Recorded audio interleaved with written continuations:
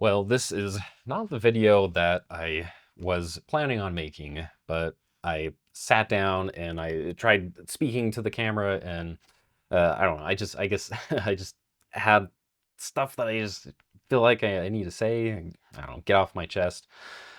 So this is not going to be my typical keyboard video or whatever it is that I'm making nowadays, which really is not much because I only published 4 videos last year in 2024, which kind of hurts to say.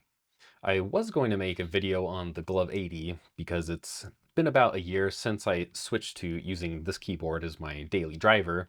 I published my review video of the Glove 80 in November of 2023, and then I switched to the Voyager for a couple months, and I've talked about this in other videos, but eventually I switched back to the Glove 80 just because it is so good with helping with my RSI.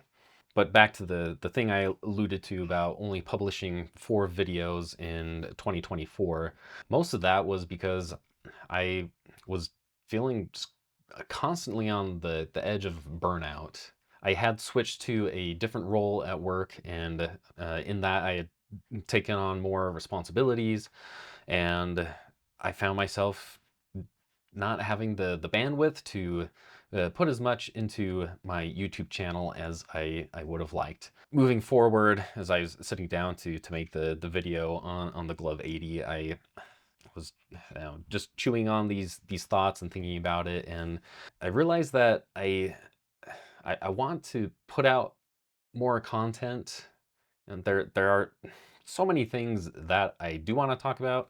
I have a giant backlog of video ideas that I just have not been able to get to. So this year, moving forward, I want to focus more on content and worry less about crafting the perfect video. And that means less editing, no music. Oh god, the music. I feel like music totally ruined my review of the Digma Defy. And every time I see that video, I just like kick myself because I'm such an idiot for basically putting in music. Just for a little more context around that, it's not that the review video itself was bad. I think it was actually a pretty fair review, but I ended up uploading that video twice. The first time, the music track was way too loud and it was distracting, so I ended up taking that video down and re-uploading it with the music track a lot quieter. But in that process, it really killed the momentum of that video, and I think it would have a lot more views now if I hadn't done that. So that's what I'm referring to when I say I kick myself every time I see that video. I do believe that there is a good way to do music in videos, but I don't have the expertise to to pull it off. I've seen it done extremely well, and when it's done well, music is great to have in videos. But yeah, I just need to be realistic that I'm not there. I'm not that person, and I'm okay with that, obviously. But also, yeah, less scripting, probably more off the cuff stuff like this, which can be a double-edged sword because sometimes scripting is really what can save a video, and can also be difficult when I am doing an in-depth review. It really helps to just have like a script where I've thought everything out and can have a coherent line of thought as I'm talking about different aspects of a keyboard. But maybe that might start to be the exception and not the rule for my videos going forward. I don't know. Honestly, maybe this is going to be my only video of 2025. But despite only having the 4 videos that I published last year, I still have been looking at keyboards. But I'm not a keyboard enthusiast. And that might surprise some of you because that is basically what this channel has morphed into, is a keyboard channel focused around split mechanical, programmable, ergonomic keyboards. I feel like there's got to be some kind of like acronym to describe that very specific niche area of keyboards. But I'm not a keyboard enthusiast, like I said. I am a software engineer who suffered from bad enough RSI in the past that I seriously began to worry about my future as a developer, and split ergonomic keyboards, in quite a literal sense, saved my career. So I find myself occupying an interesting gap where I've found myself in a hobby typically dominated by the open source DIY community. But I have the background and skills to thrive in that space if I wanted to. But mainly, I just want to do my job and be able to do my job without being in pain. But I also place high value on using the best tools for the job. And that is something I did not expect coming into this world of split mechanical keyboards, is how much of a productivity boost you can get from these keyboards. But mostly, like I said, I just want to get a job done. And I can't help but making a parallel here with 3D printers. So I actually have a really crappy Ender 3D printer just sitting in the corner over there, and it's total garbage, and I haven't used it in like a year and a half because it is just so slow. And the last time I used it, I got all these like imperfections in the print, and I never got around to calibrating it because I ended up getting the Bamboo Lab A1, which is sitting in that corner, and this thing has been amazing. And if you know anything about those printers, Bamboo Lab in particular, the company recently, they've been under quite a lot of flack from the 3D printing community because of some changes that they said they were planning on making. I guess they still are planning on making to their firmware. And there was a lot of backlash by the hardcore 3D printing community. And these are the people that have been in the community for a very long time and had to deal with the crappy Ender 3. I'm gonna regret doing this, but that thing right there, has caused me so much grief in the past. But yeah, now you can see I actually have two, my trusty A1, and I actually just picked up this guy right here, the Bamboo the A1 Mini. And honestly, like, that might make some people upset, and I I kind of don't care. Okay, and before I do get you people who do care about those things, though, that they are valid complaints. At 100%, they are valid complaints. But also, I think the people who would complain about the moves that Bamboo Lab has been making with their firmware, you are also probably in the crowd who believes strongly in the free market, right? And guess what? There are consumers such as myself who just want a printer that works, and Bamboo Lab does that. And so, if you don't like that, it's nice knowing you. It's okay if you unsubscribe. I won't be offended. In fact, I'm actually really understanding about that. But yeah, I kind of take the same position when it comes to keyboards. I just want a keyboard that works, that I don't have to do a lot of fiddling to get it to do the thing that I want it to do.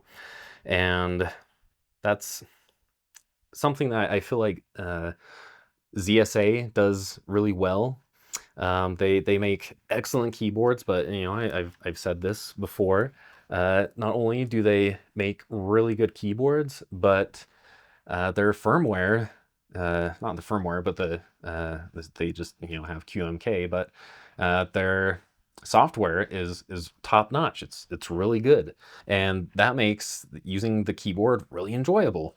But then you have keyboards like the Glove 80, which I have been using for, like I said, exclusively for over a year now, probably, and it is okay. Like, they have their configurator. I don't know what I'm trying to say here. What am I trying to say?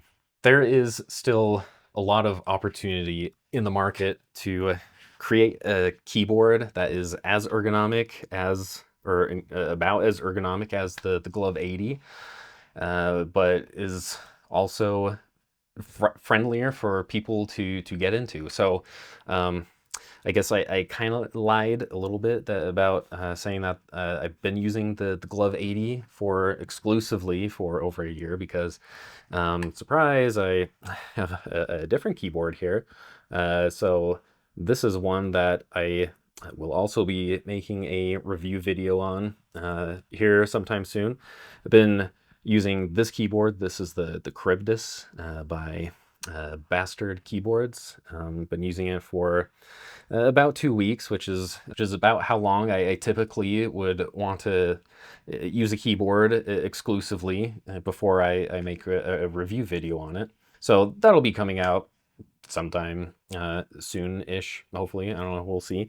But I'm really kind of upset with this keyboard, if I'm being quite frank. And in my communications with Bastard Keyboards, you know, we said in the email that I said in the email, and he agreed that I would be giving my pure, you know, unadulterated thoughts. Like this would be my own opinion, and that's what I'm gonna give. And so, yeah, I'm really annoyed at how much I have been liking this keyboard because I had the Glove 80 and everything was just fine. And then this keyboard had to show up, and this trackball right here, I I freaking love it. And now I have to decide between having an integrated trackball with it's still an ergonomic keyboard. I mean, it's got the concave keywell going for it. I would say it's comparable to the Kinesis Advantage, which is also an ergonomic, a very ergonomic and very comfortable keyboard. And it's the Cribdis is based on the design is based on the oh shoot, now I'm forgetting, the Dactyle Manuform, which is a very popular open source keyboard with a concave keywell. But the main reason why I'm so frustrated with this keyboard is because I'm lazy, and really to take advantage of this keyboard, you need to be comfortable in writing your own firmware. There is the online configurator, the QMK configurator, because that's the firmware that this keyboard is running on, is QMK. And QMK is great. There's a lot of great features, but man, in my experience with using this thing, it's not fun to write, and I I want that experience to be better, and it's not. And I want other people to be able to use keyboards like this, because the trackball, I I did not think I was going to like it. I thought it was going to take a really long time to get used to the trackball, but I got used to it very quickly, a lot quicker than I thought I would. And I have not touched. I mean, okay, I mean, I've touched it basically to lift it up and say, hey, I don't use my mouse anymore. But that's about it. I don't use my mouse at all during work now, and I've been working as much as I ever work, and the trackball has been great. Like honestly, it's been great. I know I said I was gonna come out with a review video on the Cribdis, and I wasn't planning on going into it in this video. This was supposed to be like me venting about other things like life problems and burnout, but we'll see if in the end the trackball, the integrated trackball, wins me over, or if I decide to go back to something like or not like, but to the Glove 80, because Glove 80 is still, I still think it is the most ergonomic keyboard on the market. I'm very comfortable saying that. Maybe I'm wrong. I don't know.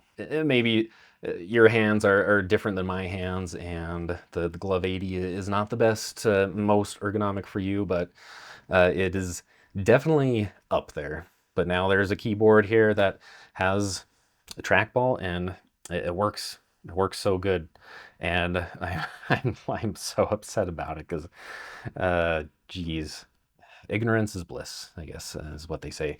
Anyway, yeah, this video is turning out to be quite rambly, and I didn't even know what I was going to talk about when I started rambling, but I think I've said enough. And yeah, so, like, subscribe, all that stuff. And hopefully, we'll be seeing you around. Hopefully I'll be on YouTube a little more, putting out more content. And yeah, that's it. Thanks for watching, and catch you next time.